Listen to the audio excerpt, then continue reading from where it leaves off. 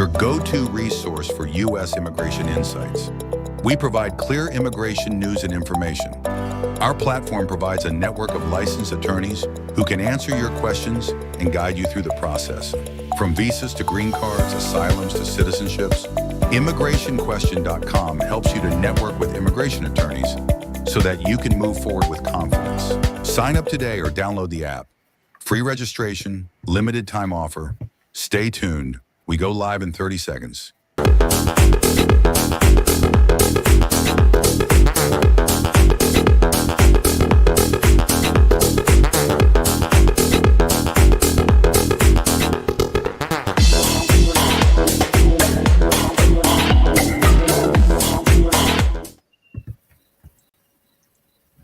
Hello, everyone, and welcome to today's live webinar brought to you by immigrationquestion.com, a networking platform and meeting ground where immigrants, professionals, and licensed immigration attorneys engage, learn, and exchange insights on the latest developments in U.S. immigration.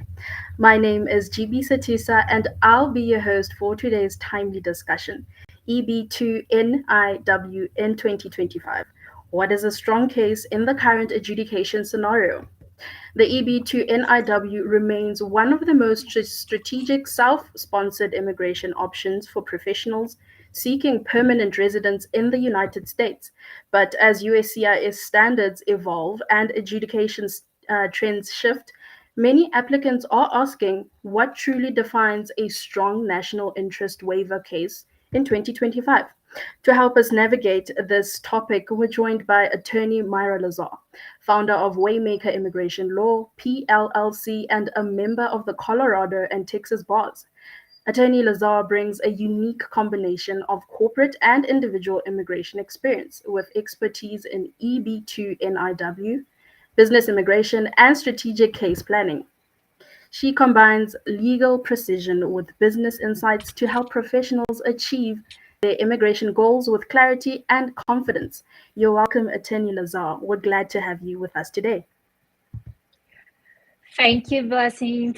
Thank you for having me here, Immigration Question. This is a great opportunity for me to get to listen from the public and also to contribute to the community with some update trends and more in-depth discussion about the EB2-NIW. Thank you. Now, before we begin, a quick reminder, immigrationquestion.com is not a law firm and does not provide legal advice, representation, or services. This platform serves as a meeting ground and networking platform where individuals and professionals can learn about immigration topics and engage with licensed attorneys who participate independently. To our viewers, it's about to get very interesting. Grab your writing pads and pens and share the link with your friends. If you have not subscribed, now is the right time to do so. Just click on the subscribe button and you're all set. Now, let's begin today's discussion. Attorney Lazar, start by explaining the key changes in USCIS adjudication trends for EB2-NIW petitions in 2025 and how these affect the evaluation of new applications. Sure. I think it's important to just give a brief overview about what the EB2-NIW is to the public. It is an immigrant visa, in other words, a green card. And what is really special about the EB2-NIW is that a person can petition him or herself without the need of a sponsor or employer. Or another step that is also waived is the labor certification, which can take some time. What it means is that you have 2 layers of eligibility to meet to get this EB2-NIW. It's a great vehicle for professionals and extraordinary talent that wants to come and immigrate to the United States, but it is a complex visa and it's not very well understood, right? I think not even the authorities itself understood it well because, like I said, it's 2 layers of eligibility. The first layer is qualifying for the EB2 category itself, right? You can qualify as a member of advanced, member of professions holding advanced degree or extraordinary abilities. But what what is more important and the biggest threshold is really the NEW. To qualify for that waiver, that is so significant because it eliminates the entire need for a sponsor and a firm certification. You need to have a proposed endeavor. You have to have a project, a work that you're telling the US government that you're going to come and develop in the US, and that has to be in the national interest. Now, what is the standard? And that did not change in 2025.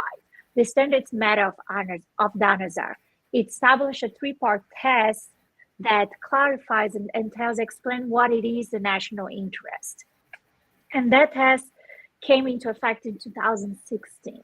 Now, from 2016, from the implementation of that test, of the three-part test, to now, there has been lots of adjudication trends and change.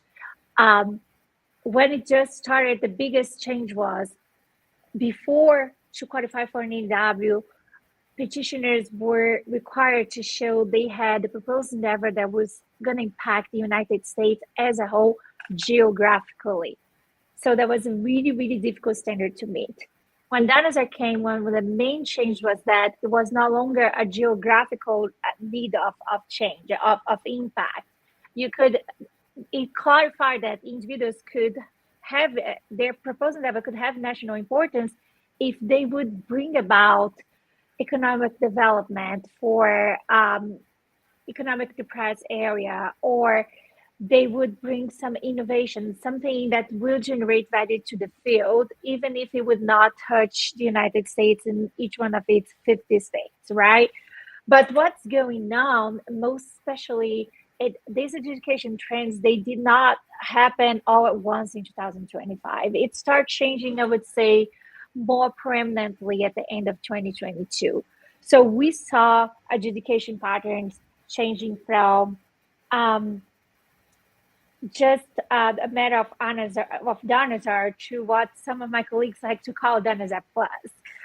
We see a tender of adjudication requiring petitioners to show that their endeavor has a potential to change the United States in a more in-depth manner. So in other words, instead of just adjudicating according to prospective impact, which was matter of DANAZAR says, they want concrete, demonstrable, and quantifiable evidence that impact, what the impact is going to be.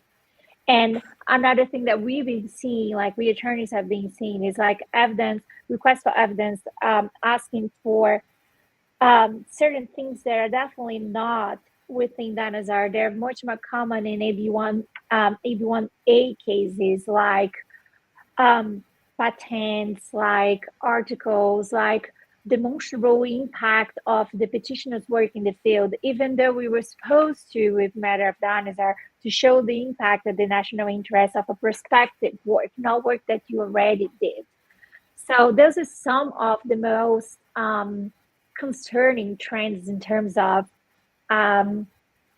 adjudication. But just to be clear, there was also a change in the policy manual from USCIS at the beginning of the year in January, and those brought about clarifications and kind of codified changes in education that were already happening before.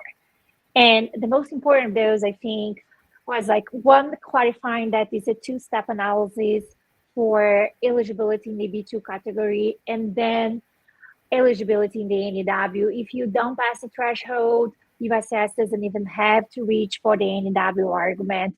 Another very significant change brought about at the beginning of the year is that for entrepreneurs, it was well known before that if you, as a petitioner, propose to open a business, the business itself was an endeavor that was considered to have national importance because it was generating jobs, was having all those ripple effects. And in the 2025 policy manual change, it was written very clearly that just opening a business is not enough. The purpose of the business, what you're doing with the business, has to align with matter of DANAZAR and has to have national interest. So another very clear change and that has impacted many applicants is the requirement for evidence, letters of recommendation, expert opinion letters. I would say that they used to carry they used to be very persuasive. They used to carry a heavy weight with those cases. And now it's not the case anymore. Like USCIS wants to see what they call independent evidence, which is what is independent evidence? Is evidence that was made not for the purpose of the immigration case, but evidence that exists in the real world, in the regular course of business, if that makes sense. I will stop here to allow you for follow-up questions and clarifications, because it's just a lot to unravel. Yeah, you're covering a lot. So, how does USCIS currently define national importance in a proposed endeavor, and what types of projects or contributions are most likely to meet the standard? The way that USCIS defines the national importance didn't change. That is based on matter of non-hazard. This is a three-pronged test. It means that your proposed endeavor for your case, for your petition to be considered to be in the national interest, your proposed endeavor has to have interest and merit and national importance. And you as a petitioner has to be well positioned to develop your endeavor. And the balance, the third prong is on the balance, considering the importance of your endeavor, your position, and waiving the benefit to the United States versus what the United States is waiving in not making sure that they are protecting their marketplace, their job place for Americans. It's in the favor, of the immigrants to waive the labor certification. So that did not change. What changed is how USCIS is, what kind of evidence they are requesting to, especially in prong one, to show that your endeavor has national importance. And also very concerning to me is that it seems that officers, and I can't tell whether it's just a large number of them or coincidental, but it seems like they're not really engaging with the evidence you send. You send a very, very well-structured case with lots of strong evidence and a well-built legal brief, and still they come back to you saying things like, you have showed that the field of your endeavor, the general area of your endeavor has national importance, but you did not show that your particular proposed work has national importance.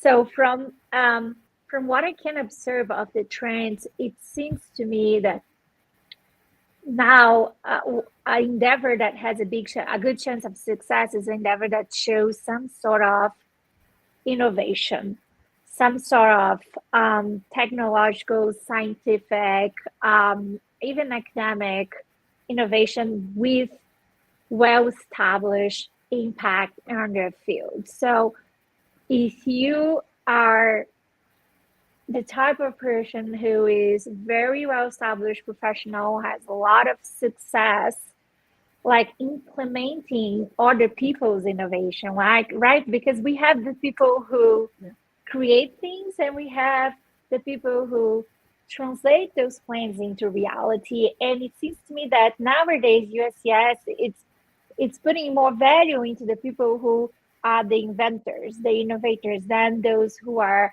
the executors.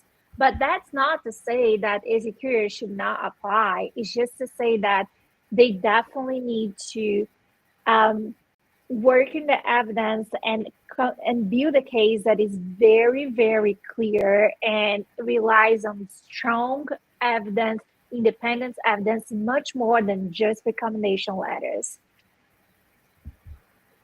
Right. So, what evidence or documentation do officers prioritize when assessing substantial merit and prospective benefit criteria? And how can applicants strengthen these elements in their petitions? Yeah, this is the key question, right? How to show your national importance. That is the most challenged part of the EB2 application. So, like I said, letters used to carry the case back in the day. It's not enough anymore. So, what it's important is to show outside, and by outside I mean evidence that was created not for immigration purpose, but created in the real world, that show that people other than your employers, your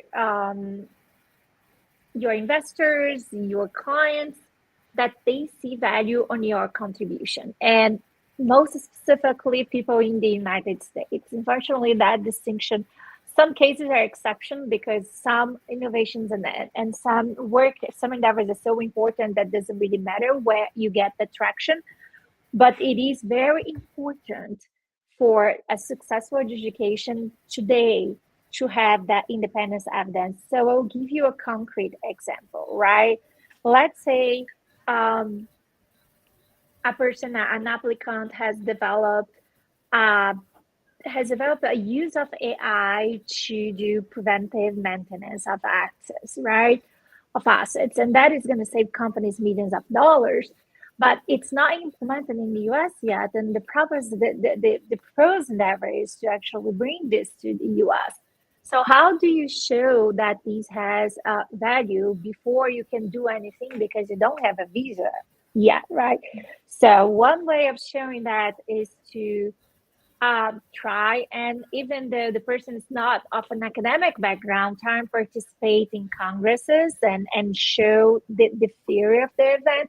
So even people who are not traditional in the academy settings, in order to be successful with their application, they have to do an effort to put their science, their ideas out there and get engaged in discussion. So, for example, the invitation to participate as a speaker, guest speaker in any of like either global or US-based conference on the topic would be a great piece of evidence that is independent to the application. And I do believe that expert opinion letters, when they are made by authorities in the field with direct knowledge of the petitioner work, doesn't mean personal knowledge of the petition, but direct knowledge of the petitioner work, they still carry a lot of weight. But not any expert opinion letter. You really have to be conscientious what kind of letter you're going to bring to your application. There is still a place for that. Like what the USCIS doesn't hold a lot of weight with the USCIS nowadays is just like letters made by yourself or your boss or your friend or even your attorney that says allegations without external proof that your endeavor is great, your endeavor is going to bring so much benefit to the United States. So pretty much, I think if I had to resume this new trend, will be USCIS saying, I don't have to believe you or your attorney or your friends. I want some, evidence, concrete, quantifiable evidence of the prospective impact of your endeavor. And which is a contradiction, right? Because it's perspective. I mean, it did not happen yet. But the USCIS wants you to show with a level of certainty higher than before that impact is gonna happen. All right. For professionals in science, technology, business, or academia, what are common weaknesses you see in EB2-NIW filings, and how can these be proactively addressed? I would say that the number one challenge I see is deficiency in defining the endeavor. I think especially when the process is being made by someone who doesn't have the expertise or the experience with this type of visa, it's very common that the person thinks, oh, I'm adding all this evidence, the officer will conclude that my endeavor is X, right? That's not what happens. I see very strong cases with people with PhDs, publications, super interesting projects to fail because the conclusion of the officer, when you don't define your endeavor very specifically and clearly, the conclusion that they get is you're coming to the US to search for employment. You're coming to the US to work as a scientist. So what does a science, one single science can add to the US that's going to be national importance, right? So I see cases that people have a very strong background and very strong work proposition, but they do not define it to the USCIS clearly. So it's essential. It's essential that when you're preparing your EB2-NIW proposition, that you define your endeavor in very precise terms and very clearly, and that you address all the evidence on your legal brief. Some people call the legal brief the cover letter. So it's very important that you mention every piece of evidence that you're joining and how that evidence support your case, how the evidence support each one of the prongs. Because if you count on the USCIS to draw the conclusions for you, you are not gonna like those conclusions. I can guarantee you're not gonna like them. Right. So, how can applicants position their qualifications, publications, awards to maximize the impact of the NIW case? I think it's very important, especially for people who's not in the academia sense, not like typically professions where they are not researchers or scientists, because that kind of profession already has so much publication and outside things, right? The EB2-NIW is a kind of the visa that they were not supposed to be another version of the EB1A. They were supposed to be a visa that is achievable for professionals that have made contributions inside a company, like in a less public way. But the way that the adjudication trending is going, they want to see that impact very well documented and very public, right? Like they have no longer given a lot of value to letters, and they want you to show quantifiable impact. What it means that they want to see people not directly related to you buying in on your idea and saying that is good. So what does professionals can do to strengthen their position, right? They have to give visibility to their talents, to their unique contributions, to the value. They have to first of all have lots of clarity about what is the endeavor, what are they bringing to the United States, what's the value they do, and then they have to start taking steps to communicate the value of endeavor and their expertise to the public at large, not just the employer. Sometimes that is particularly challenging because some people work in projects that are super strategic to the United States, but they are constricted by non-disclosure agreements. Which mean, in other words, what it means is, in lay terms, they have a contract that say they cannot talk about what they work on, right? Well, of course, this is a challenge, but there are ways around it. So let's say you cannot talk about your project specifically, but it's within an area of technology or science or whatever, a business that you're very expert on, you can go on talking about your expertise in general, and that is going to start to build traction and interest on that area of endeavor. But it's key to strengthen your NIW case, to put yourself out there and generate interest on the type of work you do and the type of work you want to propose to the United States. Thank you for that. To everyone joining us live on Facebook, YouTube, LinkedIn, and other platforms, thank you for tuning in. Whether you are a researcher, entrepreneur, or professional seeking to strengthen your EB2-NIW case, today's discussion will provide clarity on what USCIS, is looking for and how to prepare a compelling petition. If this is your first time joining us, welcome. ImmigrationQuestion.com is a public networking platform where immigrants, professionals, and families can ask questions for free and engage directly with licensed immigration attorneys. Many users may also qualify for a free confidential consultation. We're also proud to share that immigrationquestion.com is the triple B accredited business, reaffirming our commitment to transparency, accountability, and service to immigrant communities across the US.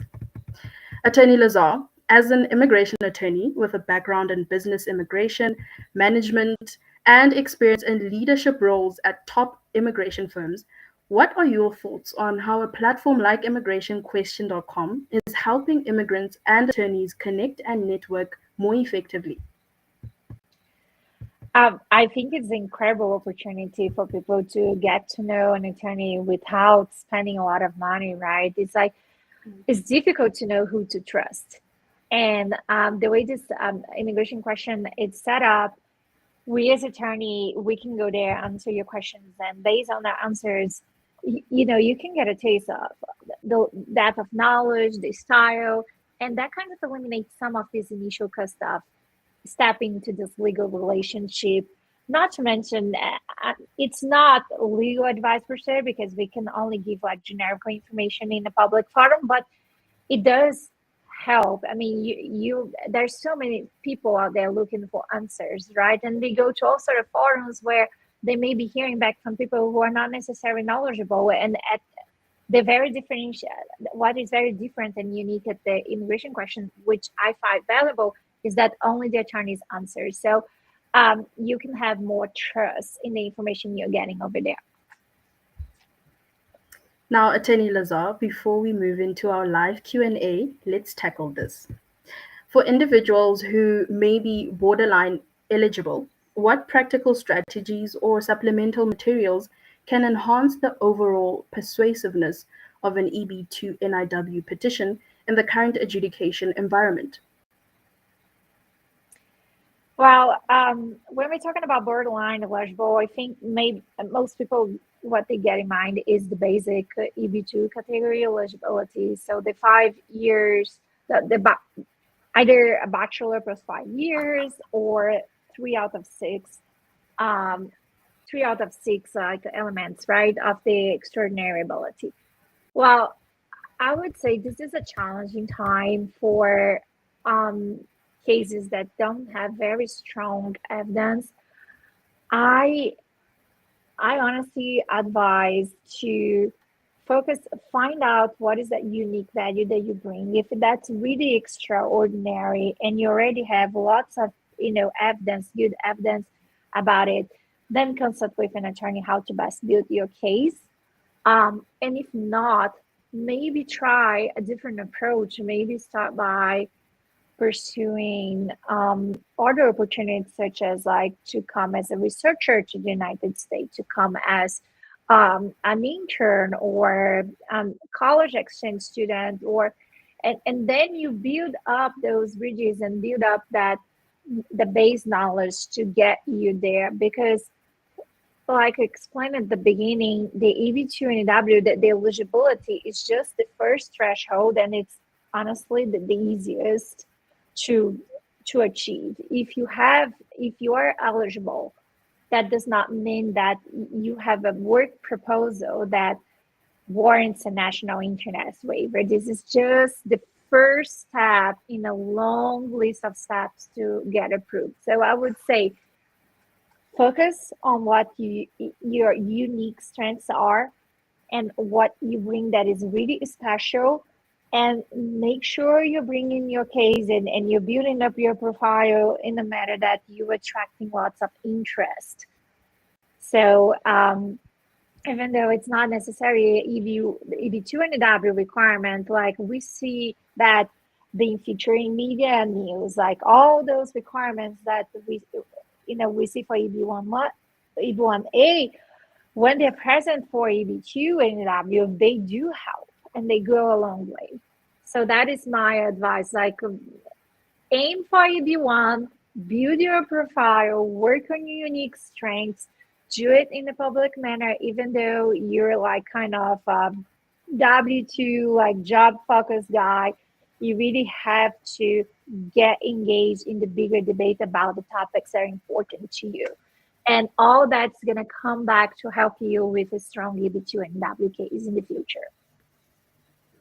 All right. If you've just joined us, we've been in a focused and practical discussion with attorney Myra Lazar on EB2-NIW in 2025. What is a strong case in the current adjudication scenario? We're now moving into our live Q&A session. This is your opportunity to ask questions directly to a licensed immigration attorney. Drop your questions in the chat or call us live at 516-703-3483 and we'll answer as many as possible during this session.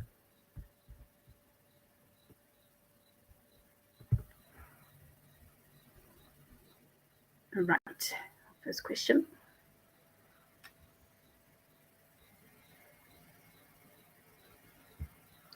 I would take this opportunity to thank you, Lassie, for leading this important discussion and guiding me through this.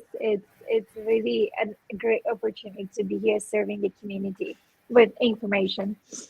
Thank you, attorney. It's an honor for us. All right, we have our first question. Will recommendation letters from supervisors still count?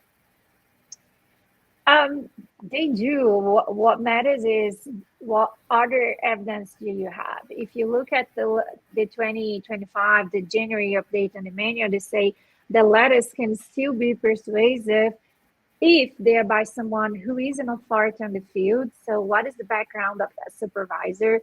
That person gives very specific examples of how your work has value to the field, to the United States, to the industry as a whole, and they have firsthand knowledge of your work or your proposal or your research. So yes, there is still a place for letters, but what USS is saying that just letters with broad assertions saying how good you are not gonna carry a weight or be persuasive to show that you're well positioned or that your endeavor has national importance. They want to see very specifically from someone who has the right background to analyze your work and has direct knowledge of your work.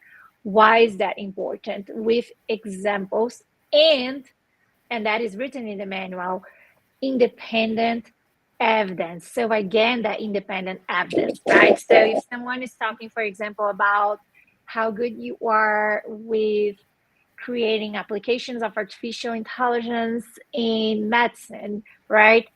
Join some sort of, if you did create an app or if you did create a product that is out there for the public to buy, join the manual, join the marketing, one pager or the website, the print of the website. So join something else, even as inconsequential as printing the website page, that will, that is going to add that extra layer of extra layer of confidence to the letter. Thank you. Our next question.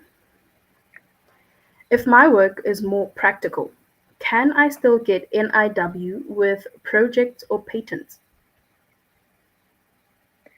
I'm not quite sure I follow the second part. If the work is more practical, if you can still get it up, without projects or patents.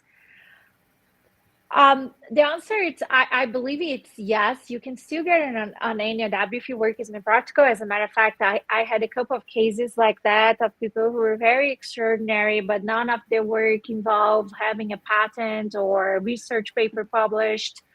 But it is a harder case to prove. You have to be creative about the evidence. You have to be strategic about the letters you're going to get and how you're going to present. And most importantly, you have to be able to show to USS very clearly. Let's say you're going to work as electrical engineer, right, in renewable energy. You have to be able to say to USS very clearly, this is a typical electrical engineer. This is me. That's why I have, that's why my work has national importance. It's because this is extraordinary. I do this that nobody else is able to do, or not in the scale that I'm able to do. You have to show what is unique. And not only that, how you are gonna scale that unique value of yours. Because if you can only benefit your employer, that is not going to be enough for an EW. So it really takes lots of strategy, experience, and legal knowledge to build a case for an individual who has a more practical background. Let's get on another question. All right. Do federal funding or government interest help my NIW much? Yes, much. Is it's one of the most obvious way to show that there is national interest. If you have a government entity that is funding a project, right now, if that's definitely very strong evidence. Not an automatic application, as some may wish, but what I see as a challenge in cases that has such strong evidence like that is just really connecting the founding of the interest to your endeavor. Some people sometimes just leave the information of that, the evidence, and think my case is made, right? I have this letter from the government, and they do not explain how that ties up to you. And again, you leave the conclusion to USCIS, and they are, especially now in this current administration, they have been concluding against the intended immigrant more often than in favor of. So strong evidence, no doubt. The challenge is going to be just tie it up in your legal brief and drive your point home. Right. All right. I think we have time for one more question.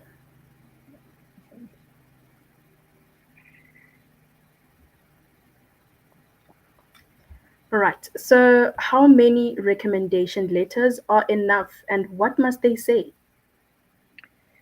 Well, letters serve specific purpose, right?